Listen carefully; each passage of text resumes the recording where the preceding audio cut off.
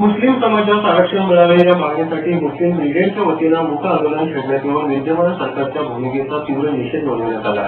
मुस्लिम समाजाला 5% आरक्षणाचे गाजर दाखवून काढून घेतलेल्या शासनाचा तीव्र निषेध मुस्लिम ब्रिगेडच्या वतीनं करण्यात आला। अजित पठाण यांच्या नेतृत्वाखाली यावेळी उपस्थितांनी तोंडाला काळ्या पट्ट्या लावून मूक मोर्चाद्वारे शासनाच्या धोरणाचा निषेध नोंदवीत आपली कैफियत प्रसार माध्यमांशी बोलताना मांडली। केंद्रात आणि राज्यामध्ये स्थापन झालं तेव्हापासून बहुजन समाजाच्या प्रत्येक प्रश्नावर मुस्कटदाबीचा प्रयत्न शासनाने चालवलेला आहे। त्याच माध्यमातून मुस्लिम आरक्षणाच्या विषयी सुद्धा भारतीय जनता पक्षाच्या महाराष्ट्र शासनाने त्यामध्ये मराठा आरक्षणाला विधानसभेत व विधान परिषदेत बिल पास करून मुस्लिम आरक्षण हे कोर्टांनी मान्य करून सुद्धा ते लांबवण्याचा प्रयत्न केला।